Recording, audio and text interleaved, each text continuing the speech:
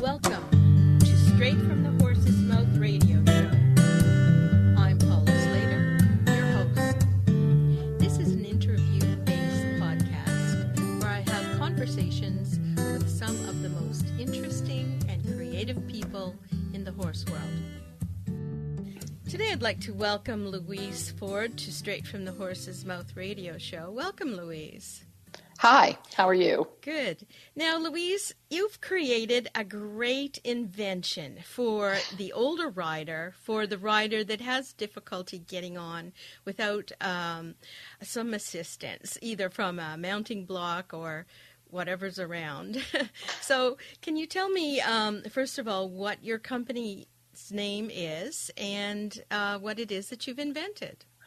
Well, the company name is Up Stirrup, LLC, and what I've invented is for now an English stirrup that has a platform underneath the foot pad that is basically identical in size to the foot pad above it, that drops down an extra 6 inches and gives you that extra 6 inches to get your leg up and back on the horse. 6 inches doesn't sound like much, but I'm barely 5'4" and enjoy riding, 17-hand horses, and I could never get on one unless I had some sort of help. And it just was something that I realized that I needed for myself, and there must be millions of other people out there that need this too.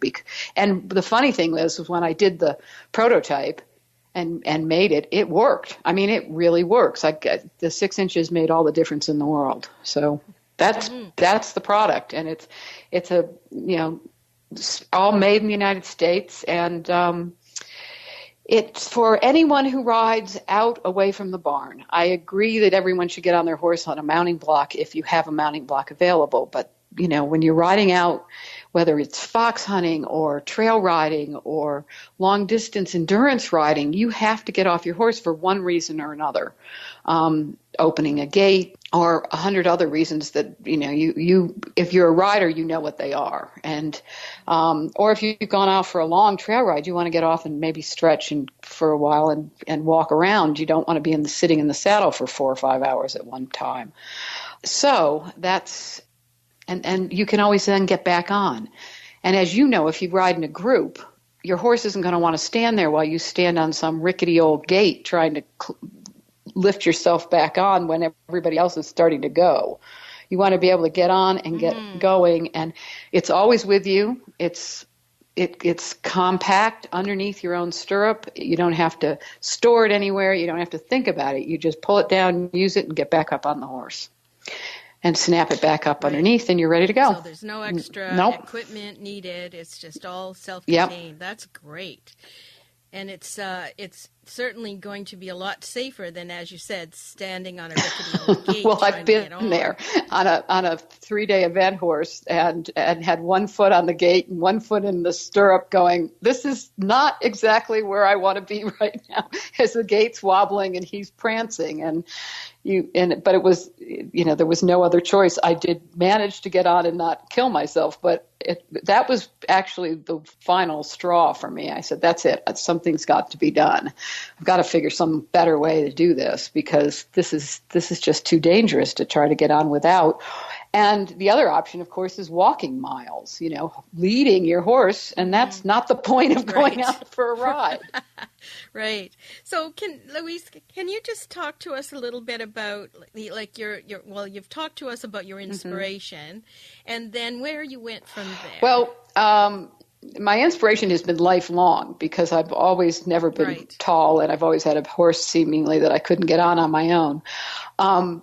I was living in England riding a 17-hand 3-day event horse, and it just had it. And I had in my mind thought that this is what I need to do. And I had a friend who had a factory in England, and we went into his factory, and I told him what I wanted, and we started sort of fiddling around with, the machines and we took an old brass stirrup. All the old English stirrups were always brass for some reason, and added this piece on the bottom. Now it's fairly crude. It's made out of steel, but it it's, smooth. It snaps up. It does exactly what the current new one will do. It's just not quite as pretty as the one that we've done now. And I rode with it for a couple years. And then when I moved back to the States, I thought, well, you know what? I'm going to make these things. Let's do it. So that's how I came up with that. I flowed into that. And I had a manufacturing company before, nothing to do with horses, but we had, and so I contacted the fabricator that I'd used for that company in Santa Fe, New Mexico, which is where we're based, and managed to put together the exact same team I already had previously, which was very fortuitous for me because I've had using the same foundry, the same pattern maker, the same corporate attorney. They were all here and ready to go with the next project, even though there'd been a 12-year gap. And then, then I had to get a patent done. And through my attorney, I found a fantastic guy who is a nuclear scientist and a mechanical engineer. And he was trained, I know, and he worked at Los Alamos Nuclear Labs in Sandia Nuclear Labs, which are both here in New Mexico. And he had been trained by Los Alamos to do their nuclear patents, if you can imagine. So obviously he's, extremely bright beyond anything I could comprehend. But what he does now is he's not a patent attorney, but he's a patent agent. And a patent agent is quite a bit cheaper than a patent attorney. And a patent agent takes all the same exams as a patent attorney. The only thing he couldn't do is if I ended up in court or something over some issue, he wouldn't represent me. A patent attorney would have to represent me. But he's perfectly capable, and more than capable of doing the actual patent. And he put together, in actually 3 weeks, he put together a 100-page patent application with 50 pages of drawings and 50 pages of explanation that were so meticulous that when we sent it into the patent office, they only came back with one reply that it should be 30A instead of just 30 and one page. I mean, and they do go over the stuff with a fine-tooth comb. Yes. So yes, I've heard. That worked out fantastically. And so it's been accepted. We're patent pending now. That will take 2 years for it to go through the patent office, but patent pending is a protected position. So we're in business. That's it. Okay. Well, Louise, I wanted to back up a little bit, and I wanted to go back to the part where you were thinking about how can I get into the saddle, and were you always on the track of adding an extra part to the stirrup? Or did you go through other sort of models? No, weirdly,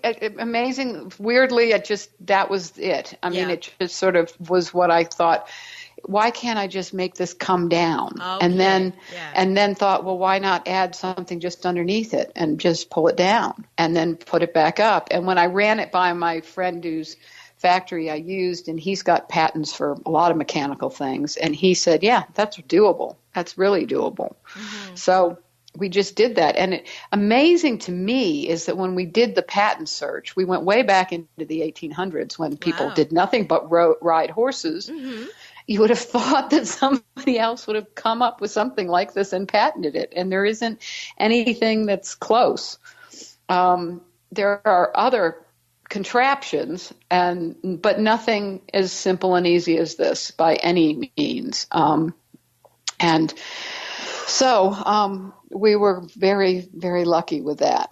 So was your first stirrup did it have like an addition? It didn't pull down, did it have an addition to the bottom part so that it added that 6 inches? Yeah. One piece? Yeah, to tell you the truth, if you go to our website, there's a video there that you can watch, and it shows the whole how it works. And the stirrup we used in the video is the actual prototype, the first and only prototype. So you can see exactly how it works and how easy it is in the video. And that's on our website, which is www.stepupstirrup.com. Stirrup has 2 R's. Okay. And so that video amazingly tells pretty much the whole story. I mean, it's 2 minutes. It's not too long to watch that you get bored. Nothing drives me crazier when you click on something on the internet and you have to watch a video and it goes on for 45 minutes and they still haven't told you the secret of why you can lose weight with their product or whatever it is. So this is 2 minutes, but it is 2 minutes that's very fact filled. Yeah. And you can see it. I mean, you can see it. The new one is going to be shinier, fancier. It'll look more like, I sort of envision it to be a little bit sort of like jewelry on the saddle. Not too flashy that you couldn't use it in a hunt field and they'd say, oh, no, that's not acceptable, but pretty enough so that you're not embarrassed that you've got some kind of weird mechanical thing hanging off your saddle. So and we've had our first, our first 3 have come back from the foundry, and we're in the process of having the molds made now, and then it goes back to the foundry, and we will be in production, which should be underway in May. And we're having a pre-launch. What's it called? Pre-production launch on the website now. You can buy the stirrups for a reduced price if you want to buy them ahead of time. And I've sold quite a few already that way. People are coming on the website and buying them, knowing.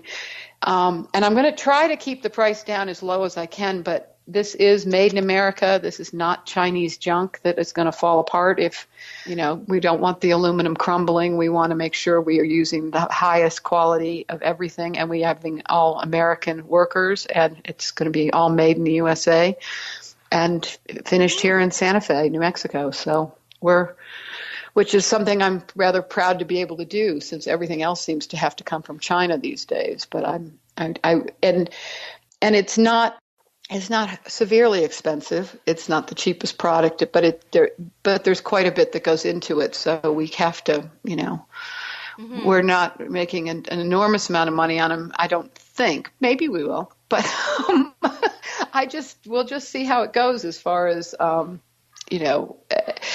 in the works, we also have a Western and a kid stirrup all lined up and ready to go. I was going to ask you about that. It'll be the same basic design. We'll use an aluminum Western stirrup, which they have. I think they're used more commonly on the Australian saddles than the Western ones. But, I think if you're in the situation where, I think one of the things with Western stirrups is most people ride quarter horses, which are fairly, aren't quite as big, but their stirrups are longer than an English stirrup is. Right. So you've already got that little bit of advantage. If you're having trouble with that, then the Western stirrup will work for you, and I know there's lots of people that have told me they have Western saddles and they would love to have something that gave them 6 more inches to get up, because absolutely.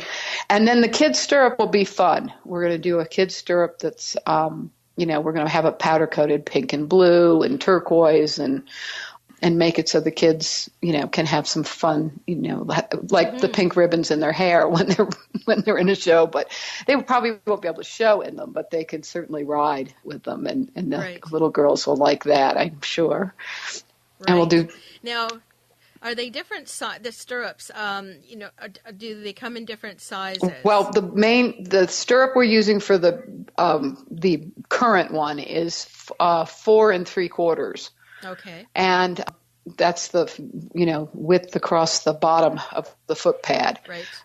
That's about as big, common size, big as you can do for an adult stirrup. It does fit a bigger size men's boot. And it fits, and that's the size, I've put my foot in it and it's perfectly fine. I wouldn't actually want a stirrup too much narrower, I don't think. No. And I have a very narrow foot, so I don't know. So it should suit every adult unless you're some sort of monstrous size or something. Mm-hmm. And then the little ones, the kids' stirrups, I think are about 4 inches across, the typical children's English stirrup. And I'm not sure what the Western stirrup dimension is, although I have one sitting here. I don't know what the dimension is, but they're going to be typical. They're not going to be, And no, we won't order. I don't think at this point, I don't have any plans to offer different widths of stirrups. There's so much process involved in actually producing the thing and having the molds made that having different sizes is making an entirely new product. Mm-hmm. So each one of these will be a different product as far as all the production of it goes. Right. So let's just go over again now. When you come up, let's imagine and describe it, the stirrup itself. What happens when you come up to the side of the horse? You'll put your hand in and pull down. Right. There's your regular foot pad, and it'll be sitting flush up underneath with it's sort of a V-shaped angled. I forget. I don't know if there's a word for it. There probably is a word for that. It hinged. There's two on each side hinged plates, and they hinge up together, and there's little ball bearing things that snap it up underneath. Mm-hmm. So you have to use a little pull. It's not a lot, but I want it to have enough resistance so that if you're going to go over a fence or be galloping along, the thing doesn't pop open. It's got to have enough resistance to not, come apart. So we've been doing stress tests and everything on that, and we did stress tests on the stirrup itself, and got up to 600 pounds, and I decided that was fine, because I didn't think anyone over 600 pounds would be riding. Right. So, you pull it down, and then you just use it like you'd use your regular stirrup. You'd lift your left leg up and put your foot in the bottom part, and pull yourself up. And as you lift yourself up into the saddle and sit down, you then pick the stirrup up and push the bottom part snap back together again. Great. And then you drop it and you're ready to go. Yep. Super. Your foot's back in it and off you go. It really takes, it's a matter of seconds. And if you're in a situation, like I said, if you were fox hunting and you came off, or even if you're riding in a group, horses don't tend to like to stand and wait for you when everybody else is going off. And all riders know that, so their horses don't want to be left behind. So you don't want something that's going to take 5 or 10 minutes of fiddling around. Right. There's a Western thing that you put on your pommel, and it goes around the back of your Western saddle, and it hangs down on a leather strap, and you put your right foot in it, and then your left foot in the other one, and then you get yourself up, and then you take the thing up, and then you have to roll it all up and put it in a bag, and then hang the bag on something. And by the time you're done with all that, if you haven't sort of fallen off because I don't know, it's so much fiddling, and this is just straightforward and easy. It's easy, and it's simple, and it's always with you. It's there. You don't have to think about, I've got to remember to bring that. I'm riding out, and I have to open that gate while I'm out there, and that's that. So you just leave it there, and it's just like your regular stirrup. You don't have to think about it. It's on your saddle. I think the only place you probably wouldn't be able to use it would be in the show ring, where you have to, if you're a hunter or something, you have to have all the right specs of everything. And I doubt very much that would fall into it. But I'm not exactly sure. Maybe it would. I don't know. I don't know what all the specs of that are. True. Yeah. But I know they're pretty persnickety about how your braids are and Yes. what color your boots are, and blah, blah, blah, blah, blah. You have to be correct. And anyway, so. Now, the other thing, too, I was thinking about are the stirrups that are made for the people with bad knees, which is pretty well everybody over the age of 50. Having that sort of rotation. And I just wondered if you would, if you were thinking of maybe incorporating that at all in the future. At some point in time we might, but it's like I said, that's another complete product. And for us to go there, it's just not something that, not yet. No, it's just not in the works right now. Those stirrups, and then there's some that have a little spring in them. I don't know how much you really, I learned to ride as a kid without stirrups. So theoretically, you're not supposed to be putting that much weight in the stirrup anyway. You should be riding with, your legs and your knees and all of the rest of it. But, I'm sure that they may help, but it's a different, you're answering a different problem. So I'm not saying there's anything wrong with those. I think they're fine for what they are. They're just different. They're for something else than what this is. Mm-hmm. This is for people who can't get up when they're off. That's it. And yes, there's 100 other options that we could probably think of that we could add to it, or might cure this ailment or this whatever. But this is the product, and this is what we're doing. So Yeah, no. Well, I think it's great because so many people out there have been in the situation that you've described, without something to mount with, and not being able to get up, So that's and I'm the leader of the pack on that one. I can't tell you how many times I've walked across open fields for miles trying to, figure out what the heck am I going to do here. There's no way back up. So, and especially now with the larger horses, I would say the combination of larger horses, older riders, put those two things together. Oh, and also I can see the advantage for handicapped riders. Mm-hmm. Yes. If you're not severely handicapped, I'm sure this would be helpful. I'm not pushing the handicap thing only because I don't want someone who's terribly handicapped to think this might help them, and it doesn't. If it does help somebody that's handicapped, well, fantastic. That's wonderful. I would be thrilled to know that it did work for someone, but I don't want to market it as a product for handicapped riders. It's just not what like I said, if it works for somebody that's handicapped, great. If it doesn't, I don't want somebody to come back to me and say, well, I'm handicapped and that doesn't do what I can't get up. But I can't determine what the level of that's just an area that I don't want to get anyone's hopes up or have somebody feel that they were let down by us as a company to not be able to get on. I'm not going to market it like that. But bravo, if it works for somebody, I'd be thrilled to hear it. Now, I wanted to ask you, Louise, in your background, were you inventing things as a child, or drawing and thinking about how can I solve this problem? Well, kind of, yeah. My father was an inventor, so I kind of came by that vibe. There you go. That's well, I wanted to know. And I had a previous product called the Pitbull Tire Lock, and that was a wheel immobilizer for law enforcement and anti-theft. And I had a partner, and we worked on that concept together. And with the same fabricator. This is the one I did here and had the same team. And that was a fairly successful little company. And I sold it 12 years ago. Yeah, I think I kind of come by it naturally. I'm fairly mechanically minded for a quote-unquote girl. I mean, I do understand how an engine works and why it does what it does. So, yeah, not everything, but I think I probably know more than most. And I was kind of raised as a tomboy. My father always just sort of dragged me around, and I don't know. I guess it was just part of my.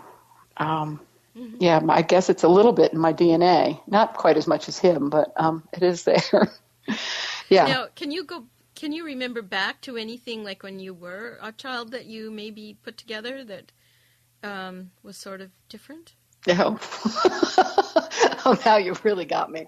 No, but I was always doing things like trying to build wooden boats out of pieces of wood, and Were you one of those kids that took clocks apart and tried to put them back together? No. Although I know a lot of people that do that, like my son, who used to take everything apart and destroy it and then say, "Oh, I can fix it," and then not. But yeah. I wondered because, I was curious because you are a woman and girls don't normally take things apart. They just want them to work. Right.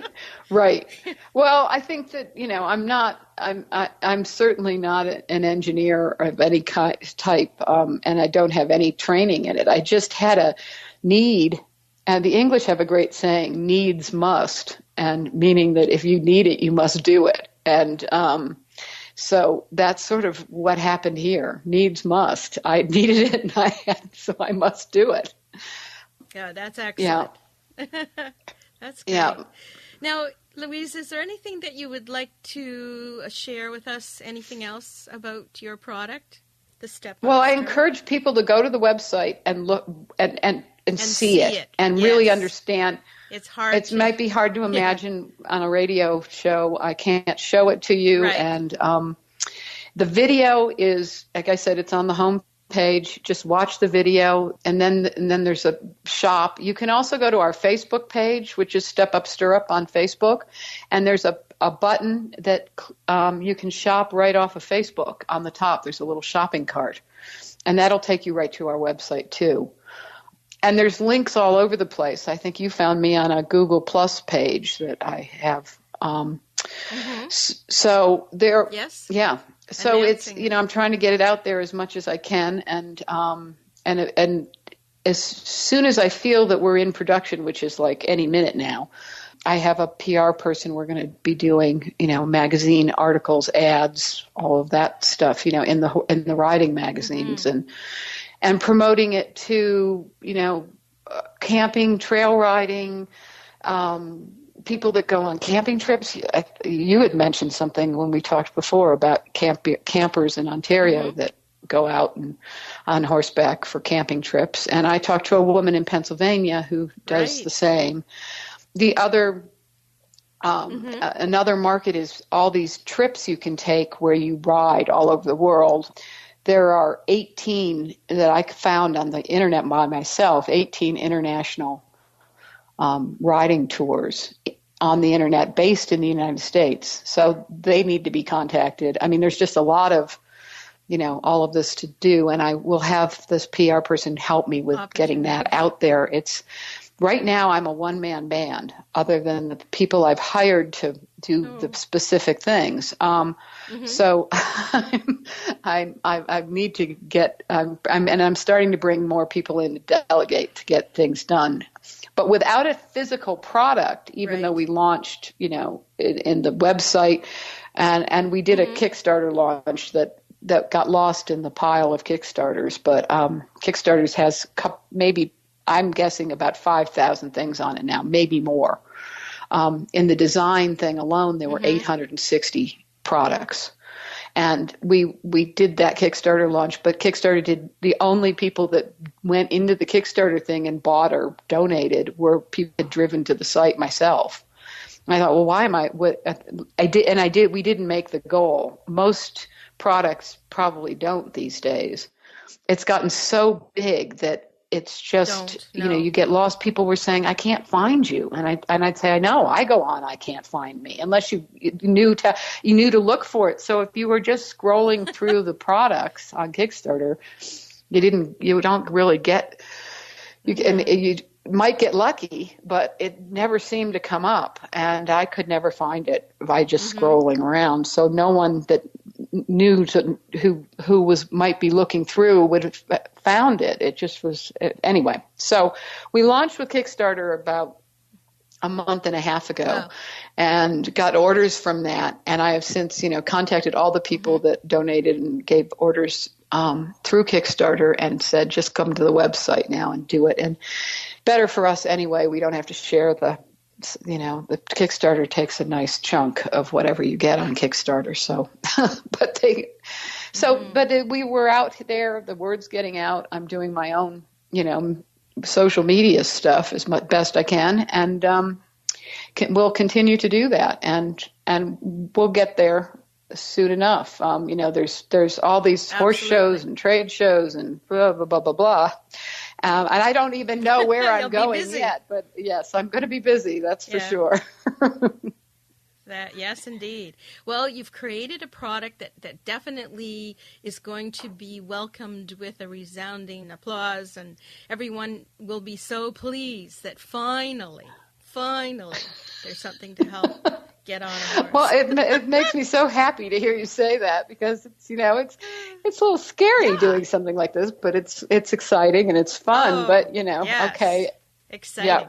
Yeah. So that's what I hope. I hope I help a lot of people with it. It certainly, as I said, the prototype helped me, and I know that it's, and I know it's needed. I can't tell you how many times I hear people say, I had to sell my horse. He was too big. I couldn't get back on him. And I think, but before I was patent pending, I couldn't open my mouth and say anything. And you can't, talk about it until you're patent pending. So I just sit there and say, I wish I could tell you to hang on a little while longer before you do.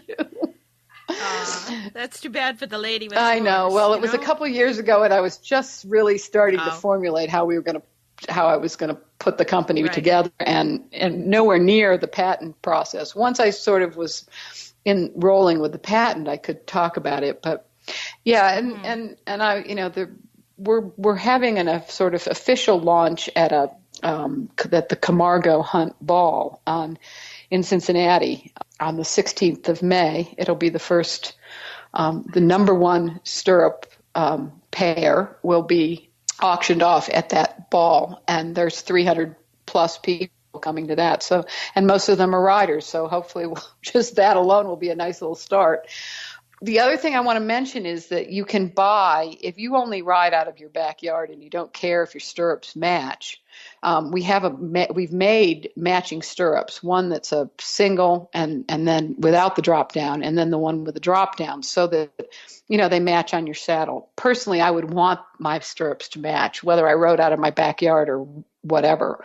But a lot of people want to save a little money. We will offer the stirrup by itself, and you don't have to have the matching stirrup. So you could use your old stirrup on the other side, which I think would be fine if you're one of these people that just trail rides at home, or whatever, or camping or whatever, and you just don't want to spend the extra money on having a matching pair. But so I hadn't thought of that originally. I figured we'd always sell it as a pair, but then I thought, why? I can offer this singly too. So that's the plan. If people want to just buy the single stirrup, they can do that and save a little money by not having to take both of them. Yeah, that's great. Right. Yeah, that's a great idea, Louise. Great. I hope so. Yeah. Okay. So speaking of launching, let's just go over all the ways that people can find you and your product on the website. Well, first of all, there's www.stepupstirrup.com. And then there's also, I have a Facebook page, which is Step Up Stirrup. And if you just type in at the top of Facebook, Step Up Stirrup, and it's one of those product pages that you click like. And then at the top of that, there's also a shopping cart. You can click to that, and it'll go right to our web page.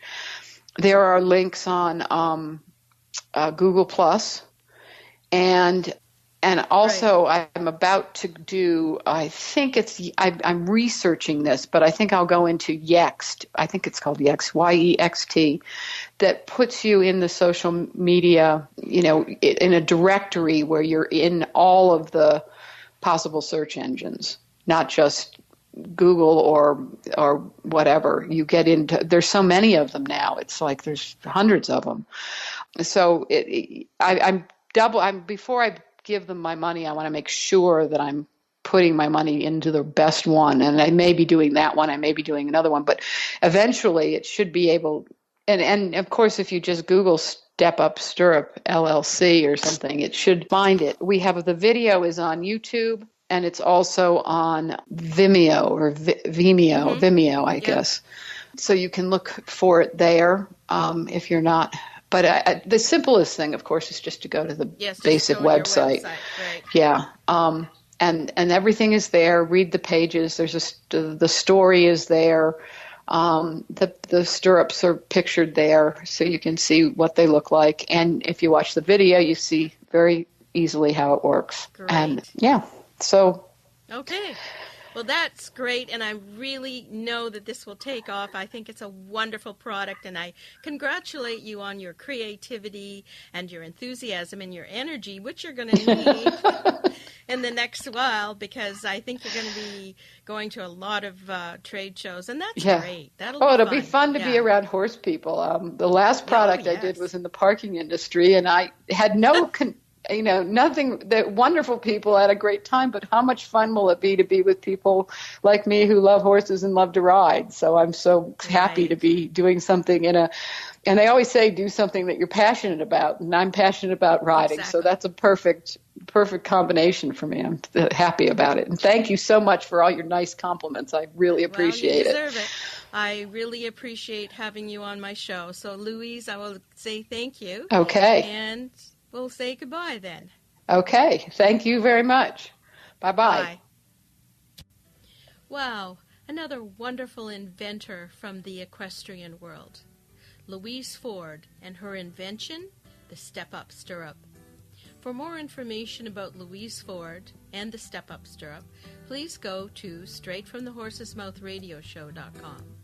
And if you know of an inventor in the horse world that would be a great interview on this show, please let me know and fill out the form that's on the website. Easy peasy. It's Paula Slater signing off for Straight from the Horse's Mouth Radio Show. Bye. See you next week.